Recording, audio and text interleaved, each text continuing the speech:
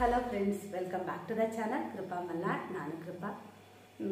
ಇವತ್ತು ಸ್ವಲ್ಪ ಸ್ಪೆಷಲ್ ಆಗಿರೋ ವಿಡಿಯೋ ಮಾಡೋಣ ಅಂತ ಅಂದ್ಕೊಂಡಿದ್ದೀನಿ. ಇವತ್ತು ವಿಡಿಯೋ ಮಾಡೋದು ಬೇಡ ಅಂತಲೇ ಅಂದ್ಕೊಂಡಿದ್ದೆ. ಆಮೇಲೆ ನನಗೆ ಇವತ್ತು ತುಂಬ ದಿನದಿಂದ ನೋಡ್ತಾ ಇದ್ದೆ ಅದನ್ನು ಮಾಡಬೇಕು ಅಂತ. ನಾವು ಸಂಡಿಗೆ ಎಲ್ಲ ಮಾಡ್ತೀವಿ.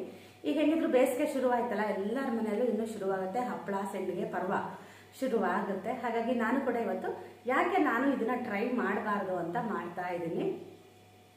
ಸಾಬುದಾನ ಸಂಡಿಗೆ ಮಾಡೋದನ್ನ ತೋರಿಸ್ತಾ ಇದ್ದೀನಿ ನಿಮಗೆ ಇವತ್ತಿನ ವಿಡಿಯೋದಲ್ಲಿ. ಪೂರ್ತಿ ನಿಮ್ಗೆ ಅದು ಮಾತ್ರ ಇರುತ್ತೆ. ಸಣ್ಣದೊಂದು ಅದರದ್ದೇ ಸಪ್ರೇಟ್ ಆಗಿರೋ ಒಂದು ವಿಡಿಯೋನ ಮಾಡೋಣ ಅಂತ ಹೇಳಿಬಿಟ್ಟು ಮಾಡ್ತಾ ಇದ್ದೀನಿ.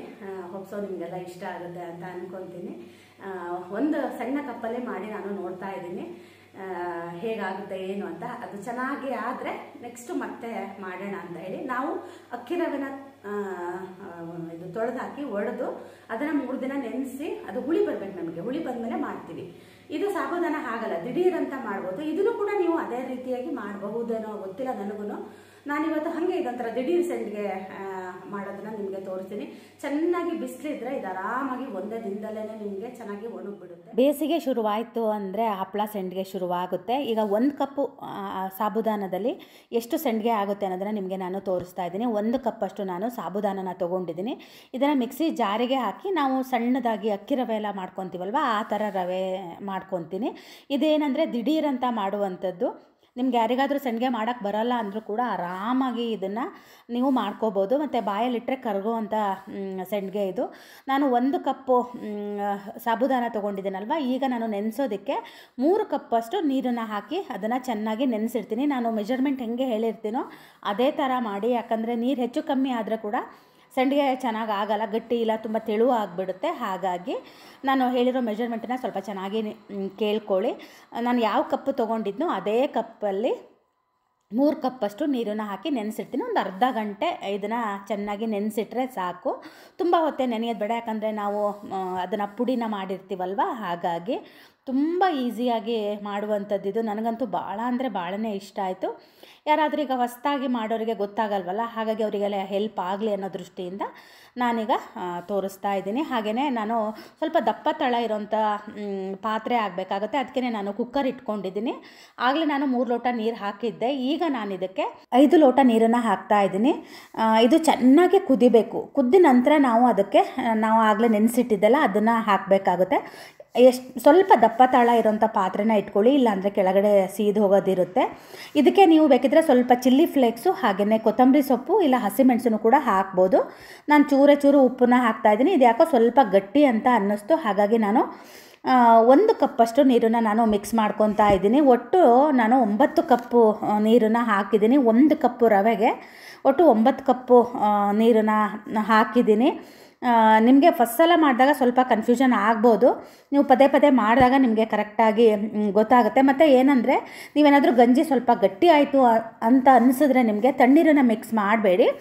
ಬೇಕಿದ್ರೆ ನೀರನ್ನು ಚೆನ್ನಾಗಿ ಈ ಥರ ಕುದಿಬೇಕು. ಕುದ್ದ ನಂತರ ಇದು ಹಾಕಿ ಆವಾಗ ಚೆನ್ನಾಗಾಗುತ್ತೆ. ಇಲ್ಲಾಂದರೆ ಹಪ್ಪಳ ಒಡೆದೋಗ ಇದಿರುತ್ತೆ. ಹಾಗಾಗಿ ನಾನೀಗ ಚೆನ್ನಾಗಿ ಅದು ನೀರು ಕುದ್ದ ನಂತರ ನಾನು ನೆನೆಸಿಟ್ಟಿರೋ ಸಾಬುದಾನನ ಇದಕ್ಕೆ ಹಾಕ್ತಾ ಇದ್ದೀನಿ. ಇದು ಪೂರ್ತಿ ಟ್ರಾನ್ಸ್ಪರೆಂಟ್ ಕಲರ್ ಬರೋ ತನಕ ಚೆನ್ನಾಗಿ ಇದನ್ನು ಸಣ್ಣ ಉರಿಲಿ ಕುದಿಸ್ಕೋಬೇಕಾಗುತ್ತೆ. ಒಂದು 10 ನಿಮಿಷ ಸಣ್ಣ ಉರಿಲಿ ಇದನ್ನು ಕುದಿಸಿದ್ರೆ ನಿಮಗೆ ಗಂಜಿ ಚೆನ್ನಾಗಿ ಆಗುತ್ತೆ. ಇದಕ್ಕೆ ನಾವು ಜೀರಿಗೆನ ಹಾಕಬೇಕು. ಆದರೆ ಯಾವುದೇ ಕಾರಣಕ್ಕೂ ನೀವು ಈ ಟೈಮಲ್ಲಿ ಜೀರಿಗೆನ ಹಾಕಬೇಡಿ. ನಾವು ಇನ್ನೇನು ಸಂಡಿಗೆ ಇಡ್ತೀವಿ ಅನ್ನೋ ಟೈಮಲ್ಲಿ ಜೀರಿಗೆ ಹಾಕಿದ್ರೆ ಸಂಡಿಗೆ ಕಲರ್ ಇರುತ್ತಲ್ವ, ಅದು ವೈಟೇ ಇರುತ್ತೆ. ಇಲ್ಲಾಂದರೆ ನಿಮಗೆ ಕಲರ್ ಬದಲಾಗಿಬಿಡುತ್ತೆ. ಹಾಗಾಗಿ ಬೇಕಿದ್ರೆ ನೀವು ಕಲರ್ ಏನಾದರೂ ಬೇಕು ಅನಿಸಿದ್ರೆ ಚೂರು ಅರಿಶಿಣದ ಪುಡಿ ಹಾಕಿದ್ರೆ ಕೂಡ ಒಂಥರ ಹಳದಿ ಕಲರ್ ಬರುತ್ತೆ. ಮುಂಚೆ ಎಲ್ಲ ಮದುವೆ ಮನೆಗಳಲ್ಲಿ ಆ ಥರ ಕಲರ್ ಸಂಡಿಗೆಗಳನ್ನ ಮಾಡ್ತಾಯಿದ್ರು. ನಾನು ಏನೂ ಹಾಕಿಲ್ಲ, ನಂಗೆ ಬಿಳಿನೇ ಬೇಕಾಗಿತ್ತು. ಹಾಗಾಗಿ ನೋಡಿ ಸಣ್ಣ ಉರಿ ಮಾಡಿ ಇದನ್ನು ಚೆನ್ನಾಗಿ ಒಂದು 10 ನಿಮಿಷ ನಾನು ಅದನ್ನು ಕುದಿಯೋದಕ್ಕೆ ಬಿಟ್ಟಿದ್ದೀನಿ. ಇಷ್ಟೊತ್ತು ಕುದ್ರೆ ಸಾಕು. ಸ್ವಲ್ಪ ಪದೇ ಪದೇ ಕೈ ಆಡ್ತಾ ಇರಿ.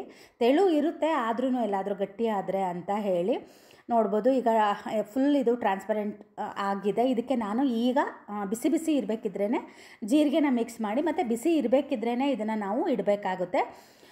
ನೀವು ಬಿಳಿ ಪಂಜೆ ಇದ್ದರೆ ಅದನ್ನು ಪೂರ್ತಿ ಹಸಿ ಮಾಡಿ ಸಂಡಿಗೆನ ನೀವು ಇಡ್ಬೋದು. ಇಲ್ಲ ಅಂದರೆ ಪ್ಲಾಸ್ಟಿಕ್ ಶೀಟ್ ಮೇಲೆ ಕೂಡ ಇಡ್ಬೋದು. ಪ್ಲಾಸ್ಟಿಕ್ ಶೀಟ್ ಮೇಲೆ ಬಿಸಿದಿಟ್ಟರೆ ಆರೋಗ್ಯಕ್ಕೆ ಒಳ್ಳೆಯದಲ್ವಲ್ಲ. ಹಾಗಾಗಿ ನಾನು ಪಂಜೆಗೆ ಅಂದರೆ ಒಂದೊಂದ್ಸಲ ಅಂಟ್ಕೊಂಡ್ಬಿಡುತ್ತೆ. ಹಾಗಾಗಿ ನಾನು ನಮ್ಮ ಮನೆಯವರಿಗೆ ಹೇಳಿದ್ದೆ ಬಾಳೆ ಎಲೆ ತೊಗೊಂಡು ಬನ್ನಿ ಅಂತ. ಅವರು ನಿನ್ನೆ ಬಾಳೆ ಎಲೆನ ತೊಗೊಂಡು ಬಂದಿದ್ದರು. ನಾವು ಹಳ್ಳಿಗಳಲ್ಲಿ ಹಪ್ಪಳ ಮಾಡೋದಿದ್ರು ಬಾಳೆಲೆ ಯೂಸ್ ಮಾಡ್ತೀವಿ. ಆಮೇಲೆ ಸಂಡಿಗೆ ಮಾಡ್ತೀವಿ ಗೊತ್ತಾ, ಅದಕ್ಕೂ ಕೂಡ ಸೌತೆಕಾಯ್ದೆಲ್ಲ ಮಾಡ್ತೀವಲ್ಲ, ಆವಾಗಲೂ ಕೂಡ ನಾವು ಬಾಳೆಲೆನೇ ಯೂಸ್ ಮಾಡ್ತೀವಿ. ನಾನಿವತ್ತು ಸ್ವಲ್ಪ ಮಾಡ್ತಾಯಿದ್ದೆ ಅಲ್ವಾ, ಹಾಗಾಗಿ ಬಾಳೆಲೆ ಮೇಲೆ ಇಡೋಣ ಅಂತ. ಯಾರಿಗಾದರೂ ಬಾಳೆಲೆ ಸಿಗುತ್ತೆ ಅನ್ನೋರು ಈ ಥರ ಬಾಳೆಲೆ ಮೇಲೆ ಇಟ್ಕೊಳ್ಳಿ. ಇಲ್ಲಾಂದರೆ ಪ್ಲಾಸ್ಟಿಕ್ ಕವರು ನಿಮ್ಗೆ ಯಾವುದು ಅನುಕೂಲ ಆಗುತ್ತೋ ಅದರಲ್ಲಿ. ನಾನು ಕೆಳಗಡೆ ಕೂಡ ಒಂದು ಬಟ್ಟೆನ ಹಾಕ್ಕೊಂಡಿದ್ದೀನಿ. ಈಗ ನಾನು ಈ ಥರ ಸೆಂಡ್ಗೆನ ಇಡ್ತಾ ಬರ್ತೀನಿ. ತುಂಬ ತೆಳುವಾಗಿನೂ ಹಚ್ಚಬೇಡಿ, ತೆಗಿಯೋದಕ್ಕೆ ಸ್ವಲ್ಪ ಕಷ್ಟ ಆಗುತ್ತೆ. ಹಾಗಾಗಿ ಈ ಥರ ಸೆಂಡ್ಗೆನ ಹಚ್ತಾ ಬರಬೇಕು.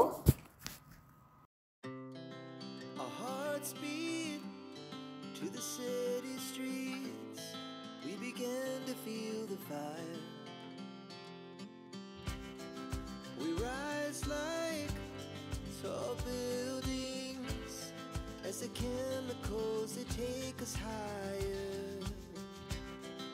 The night's young and it's just begun. ಬಿಸಿಲು ತುಂಬ ಚೆನ್ನಾಗಿದ್ದರೆ ಒಂದೇ ದಿನಕ್ಕೆ ನಿಮಗೆ ಒಣಗಿಬಿಡುತ್ತೆ. ನಾನಿದು 4 ಗಂಟೆ ಅಷ್ಟೊತ್ತಿಗೆ ತೆಗೆದು ತೋರಿಸ್ತಾ ಇದ್ದೀನಿ. ನೋಡ್ಬೋದು ಎಷ್ಟು ಚೆನ್ನಾಗಿ ಒಣಗಿದೆ ಅಂತ. ಆದರೆ 2 ಬಿಸಿಲು ಚೆನ್ನಾಗಿ ಬೇಕೇ ಬೇಕು. ಒಂದು ಬಿಸಿಲಿಗೆ ಸುಮಾರು ಒಣಗಿರುತ್ತೆ. ನಾನು ನೋಡಿ ಈಗ ಬಾಳೆಲೆಯಿಂದ ಎಷ್ಟು ಚೆನ್ನಾಗಿ ಎದ್ದು ಬರುತ್ತೆ ಅಂತ ತೆಗೆಯೋದನ್ನು ಕೂಡ ನಿಮಗೆ ತೋರಿಸ್ತಾ ಇದ್ದೀನಿ.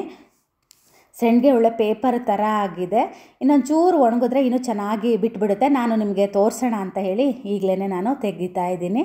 ತುಂಬ ಚೆನ್ನಾಗಾಗಿತ್ತು. ದಿಢೀರಂತ ಆರಾಮಾಗಿ ನೀವು ಒಂದೇ ದಿನಕ್ಕೇ ಸೆಂಡ್ಗೆಗಳನ್ನ ಬಿಸಿಲಿದ್ದಾಗ ಆರಾಮಾಗಿ ಮಾಡ್ಕೊಬೋದು. ನೆನೆಸಿಟ್ಟು 2-3 ದಿನ ತೊಗೊಂಡು ಮಾಡೋದಕ್ಕಿಂತನೂ ಇದು ದಿಢೀರಂತ ಆಗುತ್ತೆ.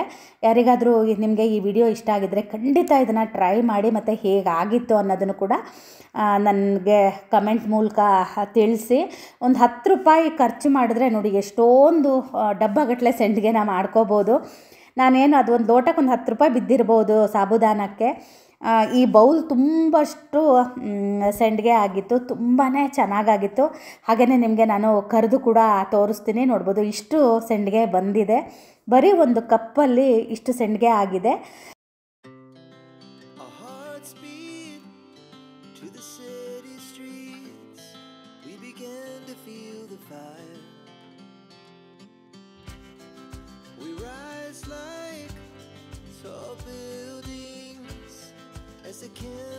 ನೋಡಿ ಎಷ್ಟು ಈಸಿಯಾಗಿ ನಿಮಗೆ ಸೆಂಡ್ಗೆ ಮಾಡೋದನ್ನು ಹೇಳ್ಕೊಟ್ಟಿದ್ದೀನಿ.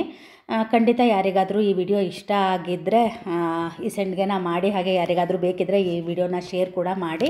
ಹಾಗೆಯೇ ಈ ವ್ಲಾಗ್ನ ಕೂಡ ಇಲ್ಲಿಗೆ ಮುಗಿಸ್ತಾ ಇದ್ದೀನಿ. ನೆಕ್ಸ್ಟ್ ವ್ಲಾಗಲ್ಲಿ ಸಿಗ್ತೀನಿ.